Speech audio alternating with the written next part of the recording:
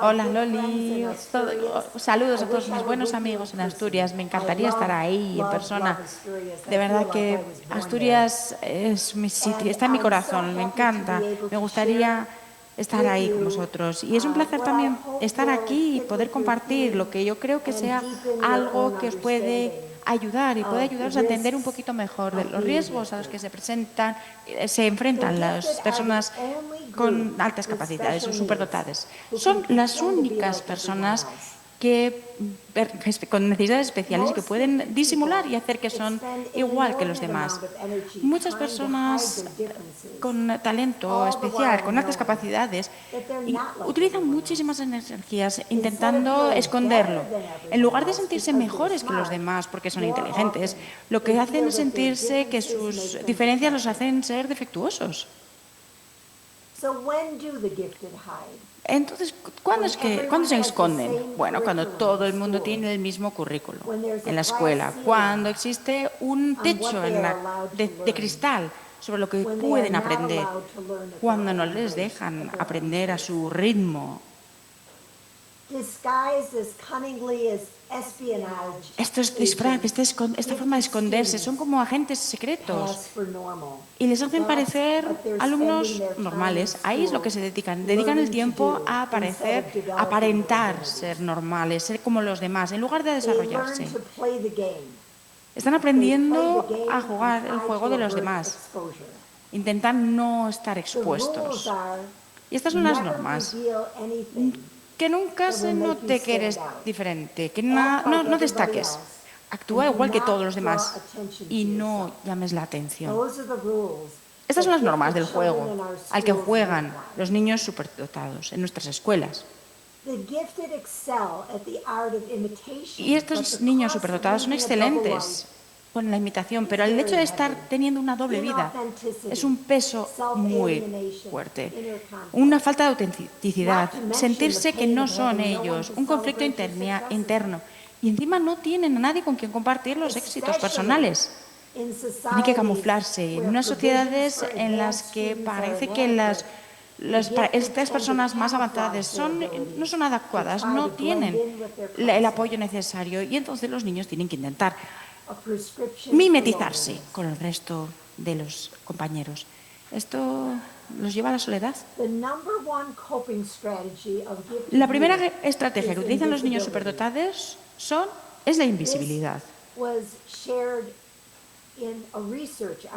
Esto lo descubrimos eso compartió Coleman en 2012 en un estudio basándose en la forma en la que los niños superdotados, los jóvenes superdotados, gestionaban las dificultades en las escuelas.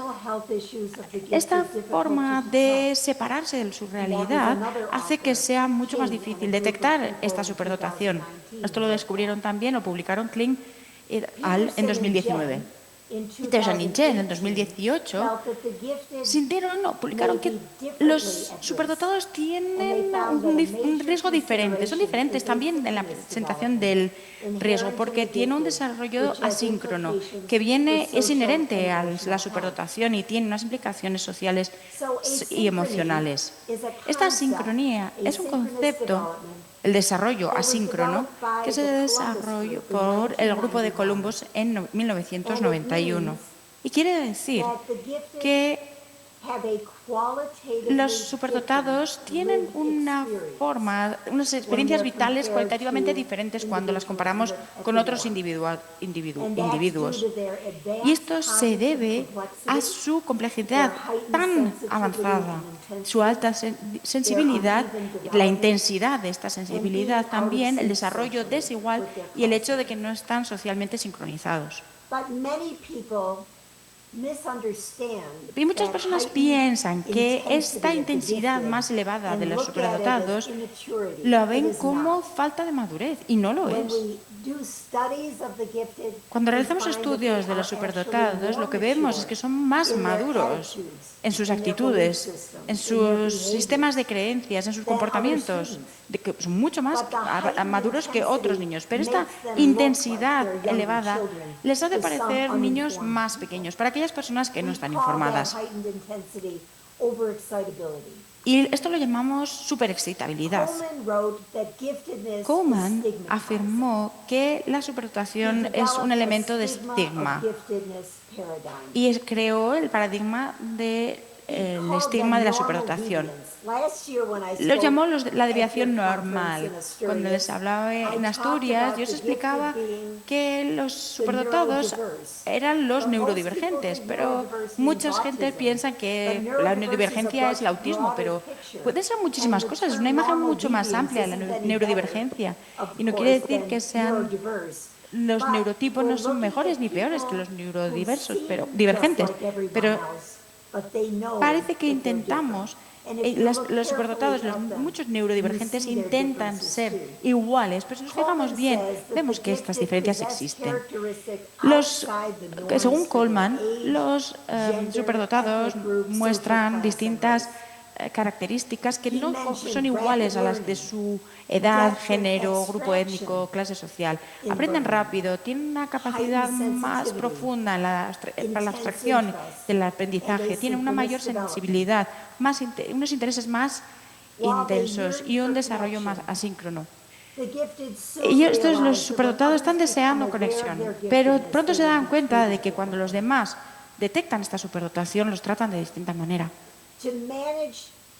Para gestionar la información que los compañeros de clase reciben de ellos, se atontan un poco, ¿no? Intentan esconder sus diferencias para evitar ser ridiculizados o ser dejados de lado.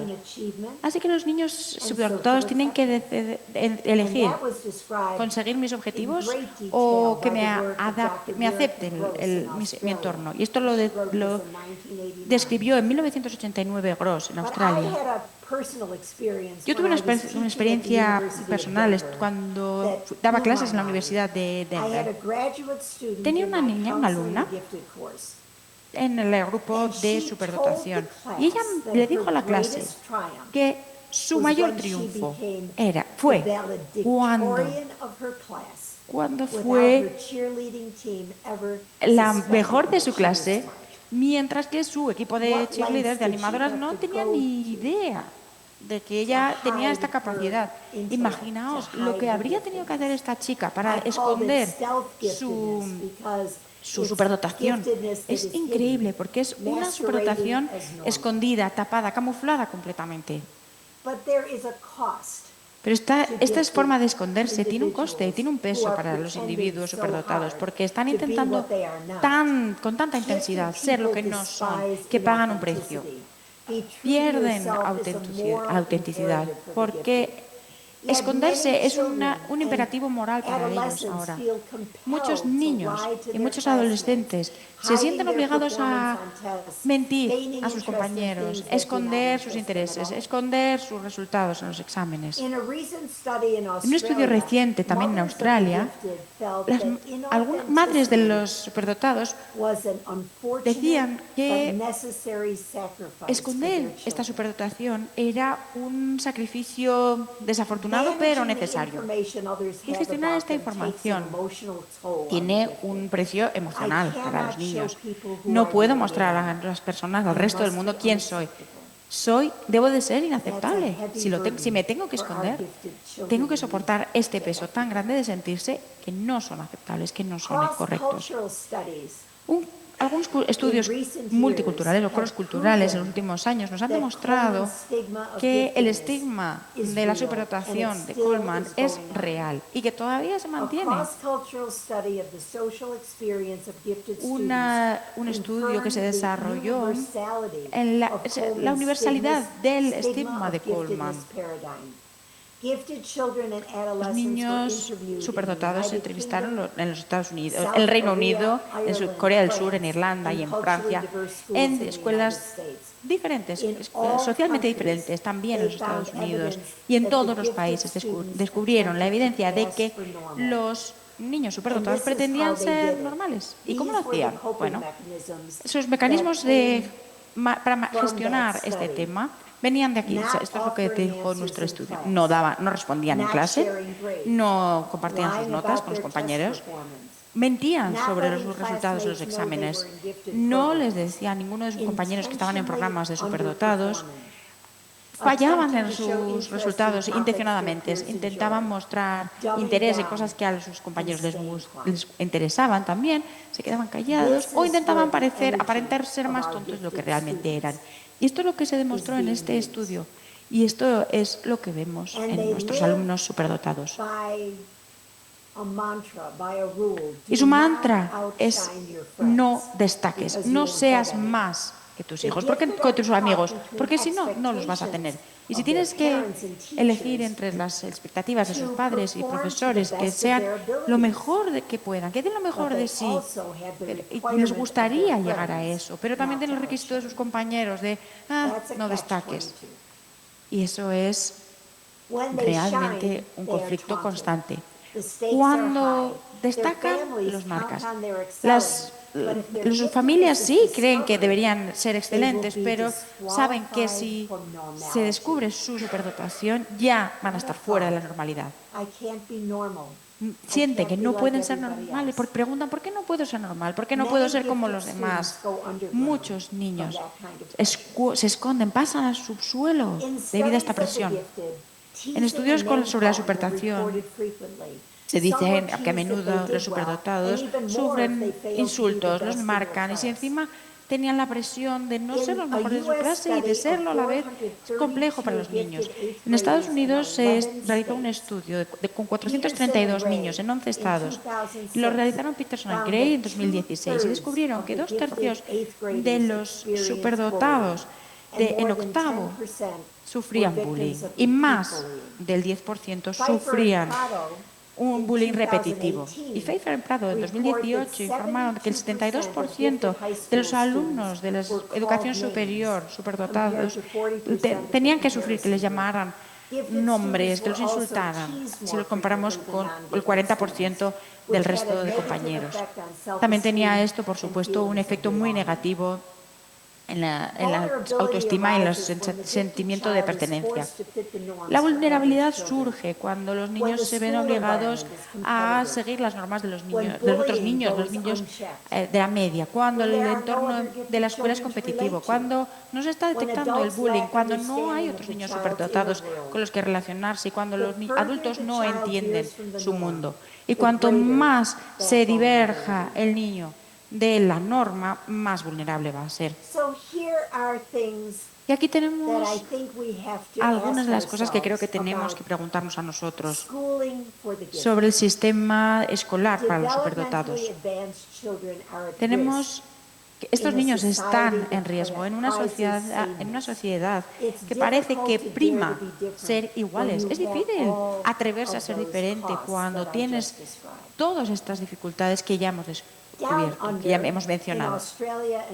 En Australia y en Nueva Zelanda llaman a los superdotados amapolas altas y dicen que cortan, se siegan, en Australia siegan las amapolas más altas, y es un síndrome, el síndrome de la amapola alta, y es un fenómeno social que pasa en todo el mundo, y es una forma de atacar a aquellas personas superdotadas con altas capacidades.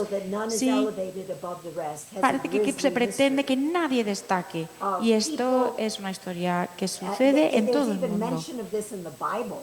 Incluso en la Biblia se menciona este texto, porque se pedía que se eliminara a cualquier persona que destacara en la población. Los conquistadores tenían que eliminar a todas las personas inteligentes, a todas las personas eminentes, el clero, aquellas personas que destacaban de cualquier manera y que eran respetadas. Y si te deshacías de todos ellos, era muchísimo más fácil conquistar ese pueblo, ese país.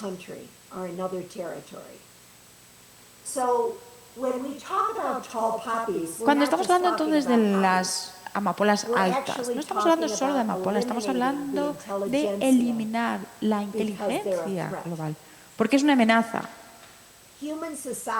Las sociedades humanas han limitado constantemente la realización de la promesa individual. John Gardner, que era comisario de Educación, publicó un libro llamado Excelencia en 1961. Pocas personas saben cómo pueden entender la experiencia fundamental de la superdotación, la sensación de ser un extraño, un forastero. La mayor parte de las personas dicen, bueno, pues ser superdotado es tener buenas notas en la escuela y es una maravilla tener un hijo superdotado, qué suerte tienes, ¿no? Y qué suerte tienen estos niños de ser superdotados, pero no es su experiencia. Los superdotados lo que viven es que no pertenecen, que están fuera, que son forasteros. Los dejan de lado, las personas sospechan de ellos, no se fían, no pertenecen. Hay muchísimos casos de superdotación que desaparece, un talento que se pierde porque no se ha detectado y porque no se ha alimentado. Estos talentos que no se identifican y que no se alientan se pueden perder para siempre. Un violinista para una orquesta en potencia necesita un alimento y un seguimiento continuo. Y nunca sabremos cuánto talento hemos perdido porque no se ha descubierto, no se ha detectado y no se ha desarrollado. No sabemos tampoco la magnitud de esta pérdida para la sociedad, la música que nunca se ha escrito, las soluciones médicas que nunca se han encontrado, las estrategias políticas que podrían haber evitado una guerra. Nadie evitaría intencionadamente el crecimiento de un niño, pero los sistemas educativos que tenemos en la actualidad es lo que hacen cuando son ciegos a las diferencias y las capacidades y habilidades de los niños individuales, cuando tratamos a todos los niños por igual. Y esto no debería ser así. Cada niño que se detecta en una escuela con superdotación pasa otro que no se ha identificado. Y esto lo detectamos en las escuelas públicas de Denver recientemente. Bueno, en 1900, la década de los 50. Y todavía será así. La igualdad es darle a todo el mundo los zapatos, pero la equidad es darle a cada uno un zapato que le cabe, uno de su talla. Todo el mundo merece tener las mismas oportunidades, pero estas oportunidades no pueden significar nunca los mismos resultados. No tenemos los mismos objetivos para todos los alumnos. Esto sería brutalmente inapropiado para todos los alumnos que pueden aprender más rápido o más despacio que el resto. Pues el objetivo para un niño puede ser aprender a leer y para otro puede ser escribirlos.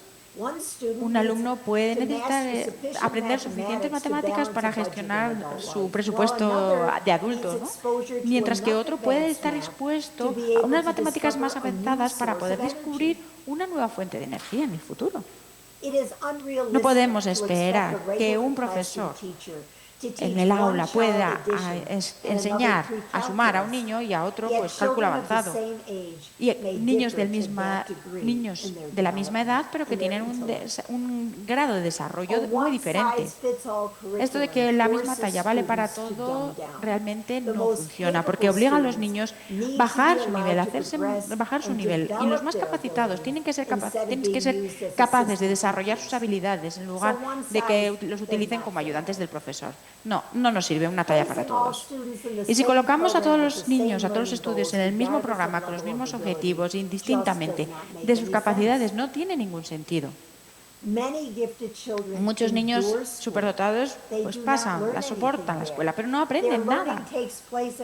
Están aprendiendo en casa cuando hacen preguntas más interesantes en su casa y se le preguntan a Google, a sus padres. Y esto es justo, que tengamos niños en las clases que simplemente aguanten, que pasen el tiempo en clase y que no aprendan. Yo creo que todos los niños tienen el derecho de aprender nuevos conceptos todos los días y no siempre esperar a que los demás aprendan. Hay estudios que demuestran que la principal actividad de los niños superdotados en las escuelas es esperar. Esperar, simplemente esperar. Y el objetivo de la educación no es crear autómatas idénticos. Es necesaria la diversidad, incluida la intelectual, para todas las responsabilidades que tenemos en el mundo. Y algunas tareas necesitan unos niveles de inteligencia muy avanzados. Cuando se entiende que los superdotados son niños con necesidades especiales, están protegidos, así se protegen de los valores de la igualdad. Les damos a los niños una parte de la biodiversidad de la población. La creencia de que todos tenemos la misma inteligencia es una discriminación hacia los superdotados. Cuando no identificamos la inexistencia de la superdotación y cuando no les damos el apoyo necesario en los sistemas educativos para los niños con diferencias significativas, diferencias, no estamos atendiendo sus necesidades de aprendizaje. Un niño él decía al Dr. Roper: me siento invisible, soy invisible. El recreo es lo peor de todo. Siento que no existo, y no lo puedo soportar. Los niños simplemente pasan a mi alrededor.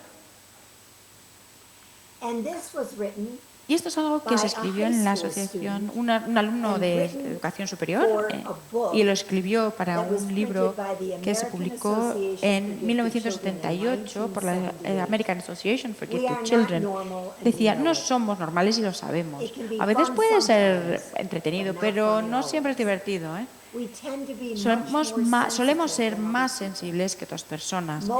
Tenemos más significados, una mayor percepción de nuestro ser. Tenemos un análisis más intenso de nosotros mismos, somos más críticos y tenemos una capacidad de reconocer que tenemos unos límites, y esto nos hace ser diferentes, y esto no ha cambiado desde entonces.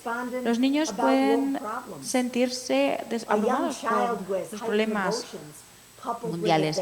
Un niño que tenía emociones muy intensas se siente miedo y se siente temeroso. No podemos decir que los superdotados no se preocupen. No, eso no va a pasar a nosotros. No le puedes decir: no va a haber guerra en nuestro país, no nos va a pasar aquí. No se lo puedes decir porque ellos sienten el dolor de lo que está pasando a los niños en todo el mundo. La superdotación, además, es principalmente invisible. Los superdotados son aquellos que consiguen grandes objetivos, con buenas notas, muy buenas notas, y son solo la punta del iceberg. La gran mayoría de los millones de niños superdotados están escondidos a la vista de los demás. Si tomáramos todos los niños superdotados en el mundo, todos, y los pusiéramos en una fila, descubriríamos que la mayor parte de estos niños superdotados son pobres. La mayor parte de los niños superdotados del mundo son pobres. Y en los Estados Unidos se piensa que esta superdotación es algo de los ricos, porque el porcentaje de niños superdotados en las clases altas es más alto. Pero es que hay un número mucho más grande de niños superdotados entre las clases más bajas. ¿Por qué? Pues porque los niños en clases más bajas son mucho más numerosos. La identificación temprana en los niños pobres es fundamental para que ellos puedan desarrollar sus habilidades. Necesitan ayuda, necesitan apoyo. Y si lo consiguen, si lo obtienen, sus vidas cambian. Los niños superdotados de raza negra se pueden sentir muy aislados. Y esto es así en los Estados Unidos, porque el programa de superdotados es el único sitio donde se pueden sentir seguros, donde pueden encontrar amigos que les entienden y donde se les puede pedir que desarrollen sus talentos. Esto es algo que se lee en un libro de Michelle Obama, Becoming. Decía que los programas de superdotados nos han traído líderes de todas partes del mundo, de cualquier color, de cualquier circunstancia. Ella escribió: a mí no me dio miedo cuando levantaba la mano, no me daba miedo levantar la mano en la escuela especial para los superdotados, porque no pasaba nada por ser inteligente, no tenías que esconder tu inteligencia porque tuvieras miedo de que hablabas como una niña blanca. Empeoramos la desigualdad porque los niños con más recursos tienen acceso a muchísimos recursos, mientras que los niños menos afortunados en lo económico tienen unos recursos mucho más limitados y no se pueden detectar sus habilidades. Quiero hablar, no obstante, de un grupo de niños, de niñas para las que esta sensación de que se tienen que esconder es aún mayor. Myra y David Sadker decían que las niñas son el único grupo que empieza la escuela con unas notas muy buenas y acaban mucho más atrás. Y se juega, es un robo tan silencioso que casi nadie se da cuenta de ellos. Para las niñas es tan importante para las niñas superdotadas que se sienten obligadas a esconder sus habilidades. En lugar de desarrollarlas, las esconden. Tienen unas necesidades de conexión y de afiliación muy potentes, muy fuertes. Y no debería ser así. Nadie debería sentirse avergonzado de ser diferente. Los superdotados merecen la misma protección que otros grupos diversos. Esta diversidad tiene que estar reconocida. La escuela debería ser un lugar emocionalmente seguro para que los superdotados puedan ponerse de pie y decir, somos superdotados y estamos orgullosos de ellos. Pero he hablado a muchos niños superdotados en muchos países y lo que he visto es que ser superdotado no es seguro en muchos países.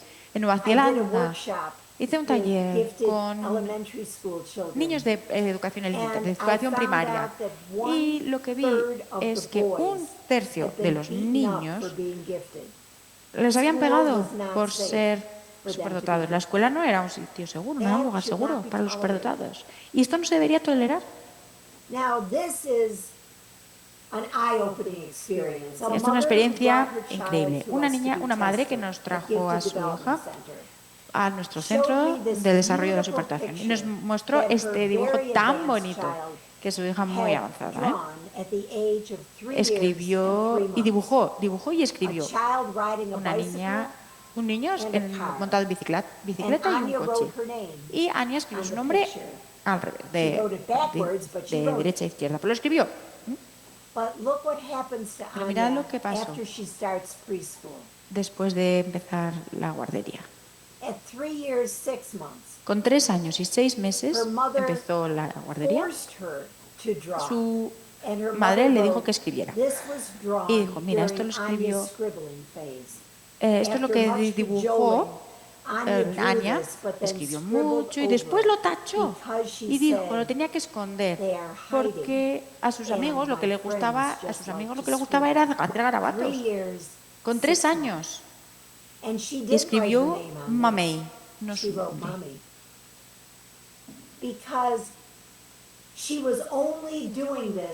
Eso solo estaba haciéndolo para su madre. Su madre le había pedido que hiciera el dibujo. Ella ya había perdido, con 3 años y medio, ya había perdido la sensación de lo que ella era, de lo que ella podía hacer. ¿Qué diferente podrían ser las vidas de las niñas? Y lo dice Stephen Davidovich. Si los padres estuvieran el doble preocupados por sus mentes y la mitad por sus cuerpos. Este póster, me encanta esta camiseta. Olvídate de las princesas. Yo quiero ser astrofísica. Tenemos que crecer más allá de los confines de la competitividad, para poder valorar a los superdotados en lugar de sentirnos amenazados por ellos. En todos los países a los que he visitado, siempre que he viajado, los superdotados siempre están ahí. Parece que son el objeto de ataque de todos. Todo el mundo puede degradar a aquellos que están más arriba, ¿no? Que son mejores que nosotros. No podemos degradar a nadie. No puedes hacerlo con los que son menos, ¿no? Con los que están por debajo de ti. Pero los que están por encima parece que sí que se puede hacer. Estás perfectamente capacitado, ¿no? A hacer esto. Pero no es así. ¿Qué hace esto con tu autoestima? ¿Qué es lo que te dice el desarrollo de las habilidades para todos y cada uno de los niños superdotados? ¿Qué es lo que nos dice de la seguridad de las escuelas? Tenemos que conseguir que las escuelas sean un lugar seguro para los superdotados. Todos los regalos, esto me lo escribió un padre hace muchos años, en 1993, ya que todos los regalos, todos los dones tienen un peligro, un riesgo. Y tenemos que expresarlo. Y si la expresión de este don, de este talento está bloqueado, está desviado o simplemente dejamos que desaparezca, este don se vuelve contra nosotros y sufrimos. Si hubiéramos tenido el talento, el regalo de la empatía, del talento artístico, del reconocimiento rápido de patrones, la comprensión de las matemáticas a un nivel muy profundo, el uso de la palabra, cualquiera de los dones, de los regalos que hayamos recibido. Estos regalos que se nos han sido entregados para desarrollar y expresarlos. Y si no los hacemos, sufrimos. Y todo el mundo en la sociedad sufre porque están perdiendo, la sociedad está perdiendo nuestros talentos, nuestros dones. Esto era parte de un poema que leí hace unos años. Estaba preparando un capítulo de cómo asesorar a los niños asíncronos en la escuela. La semilla. ¿Y qué hiciste para no enterrarme? Pero se te olvidó que yo era una semilla. Así que incluso nos intentan enterrar, incluso se nos intentan aplastar, incluso si la sociedad va en contra de los niños, intentando hundirlos, y van hundidos, van más abajo. Son semillas. Y con alimento van a subir a la superficie y van a florecer. Muchas gracias.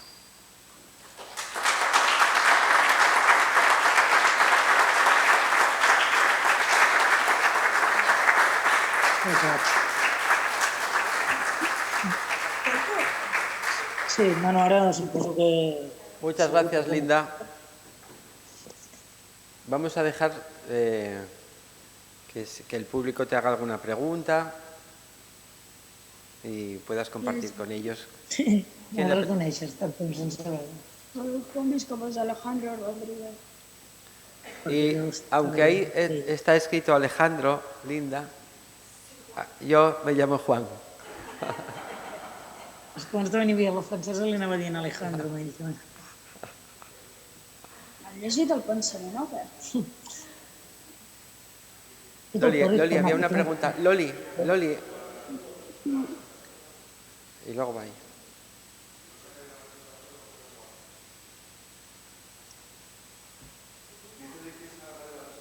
Stop your presentation, please, Linda.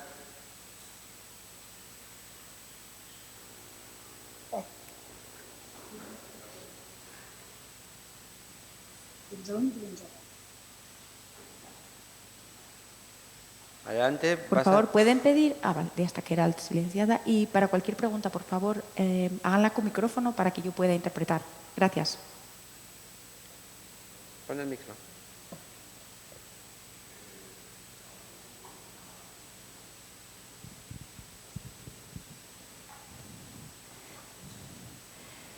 Good morning, Linda. Good morning, Lali. Yo tengo una pregunta que es, ¿qué hacéis en vuestro centro para que las niñas puedan desarrollar su potencial, que no pasen desapercibidas? ¿Tenéis algún programa, algún sistema para potenciar que las niñas brillen y se desarrollen como deben?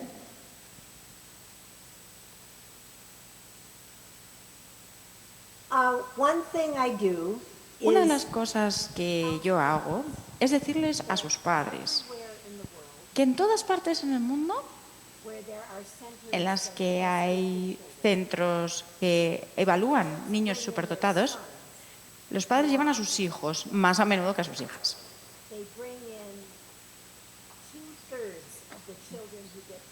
2/3 de los niños, de los alumnos son niños. Parece que les preocupa más sus hijos que no consigan alcanzar los objetivos. Y tuve una experiencia hace muchos años que a mí me impactó. Estos padres en Colorado traían a su hijo y a su hija para que los hiciéramos una evaluación. Y lo que me dijeron fue, ¿Qué les preocupaba? Su hijo. Pero le trajeron traían a su hija para que, como al camuflar, ¿no? Para que él no se preocupara de que estuvieran buscando algo raro. Ella estaba ahí para que el niño se sintiera bien. Y ella tenía un IQ de 183 y los padres ni siquiera sabían que era superdotada. Y lo primero que hago entonces es decirles a los padres lo importante que es que traigan a sus hijas también. Les digo a los padres que los hermanos normalmente tienen una diferencia de 13 puntos y los superdotados suelen tener una diferencia de 10 puntos. Y si tienes un hijo superdotado, pues probablemente tu hija también, o sea. Intento darles a los padres esta información para que traigan a las niñas y las podamos evaluar también. Hablo con las escuelas, les digo qué es lo que les pasa a las niñas superdotadas y intento que los profesores, nos envíen, deriven a los padres para que vengan a que los evaluemos a las niñas. Escribo publicaciones, escribo capítulos para libros, artículos. He escrito todo un artículo para adolescentes, para profesores de adolescentes, para que puedan darle esta oportunidad a las niñas superdotadas adolescentes. En la bibliografía, en mis presentaciones, en el trabajo que hago con padres y con profesores, intento avisarles de que muchas veces no vemos a las niñas. Y cuando hablo con estas niñas, les digo también a ellas, les digo que pueden ser una parte del problema o una parte de la solución, que pueden elegir. Y si se deciden a esconder quiénes son, van a ser una parte del problema. Pero si deciden mostrar quiénes son, mostrar su superdotación, sus talentos, van a ser unos modelos para el resto de niñas superdotadas que vengan detrás. E intento instalar en ellas, sembrar en ellas un deseo de mostrar sus talentos, sus habilidades. Muchas gracias, Linda. ¿Alguna pregunta más?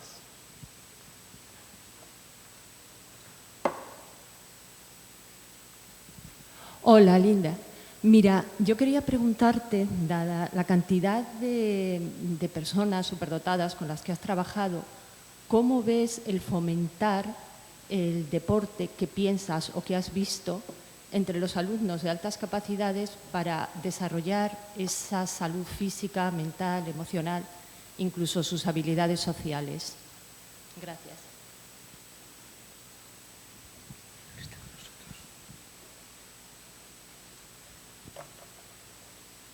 I think it's very important. Creo que es muy importante. Los niños superdotados puede que no les gusten los deportes de equipo. Les gustarán quizá los deportes individuales. Les gusta nadar, la esgrima, las artes marciales y unas oportunidades para desarrollar sus habilidades físicas, pues les viene siempre bien, claro. Un desarrollo que no implique competir con otros niños. A menudo les digo a los padres que es muy bueno que sus hijos tengan actividad física, que tengan un desarrollo físico también adecuado. No pueden olvidar esa parte del desarrollo de sus niños. Es muy importante para el desarrollo de sus hijos y de sus hijas, el desarrollo de su personalidad, para su salud física. Es importante que si tienen TDAH, también es muy importante que tengan este ejercicio físico. Por lo tanto, estoy totalmente a favor del deporte. Muchas gracias. Linda, ahora te van a hacer otra pregunta. Bueno, un placer hablar con usted, Linda.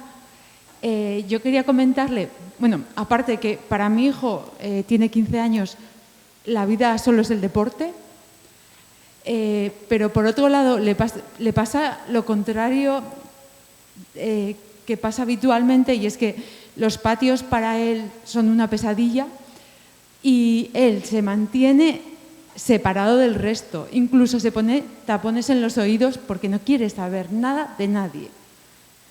Se cierra en banda. Nadie le interesa. Le interesa la gente mayor o los profesores, pero no la gente que le rodea. Y es muy duro tener que mandarle al colegio y que viva eso, tenga que vivir diariamente eso. Vamos, que no sabemos qué hacer ante esa situación, porque al colegio tiene que ir.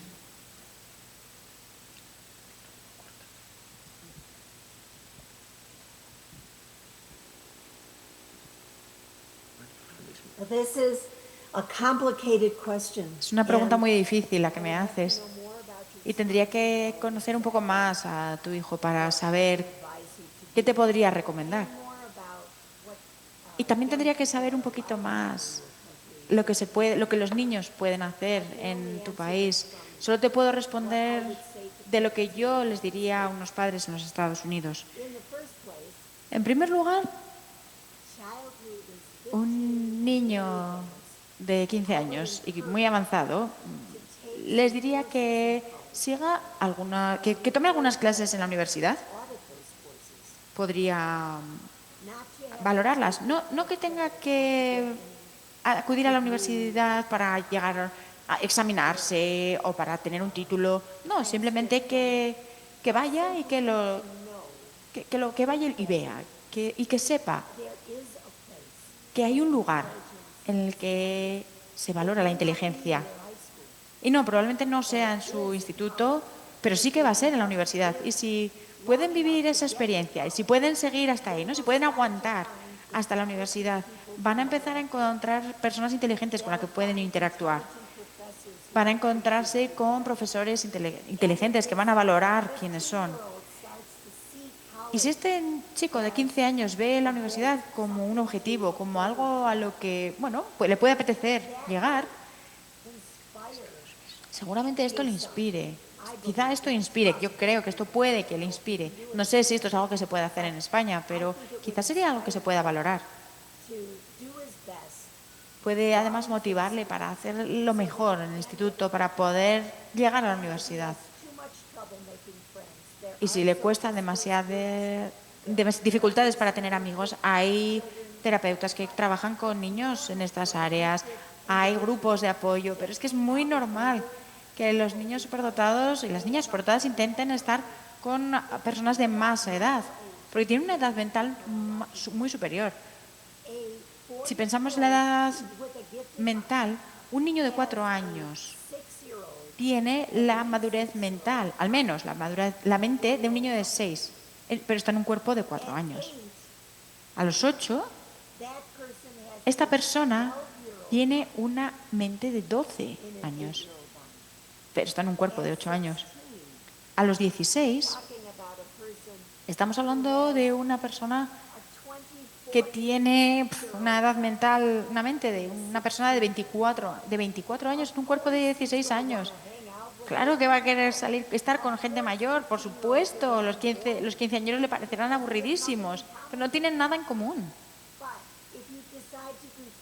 Pero si quizás no sea mala idea que vaya a un psicólogo para poder gestionar estos años que le quedan hasta poder terminar el instituto, pero que también pueda probar la universidad, para que pueda experimentar que la vida no va a ser siempre como lo es ahora.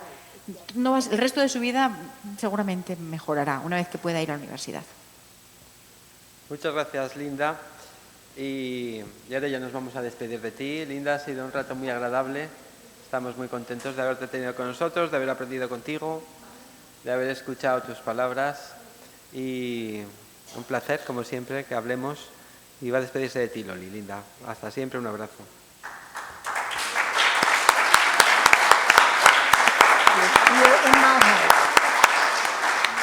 También están en mi corazón. Un placer hablar contigo aquí en directo, Linda. Muchas gracias y feliz de que estuvieras con nosotros. Gracias.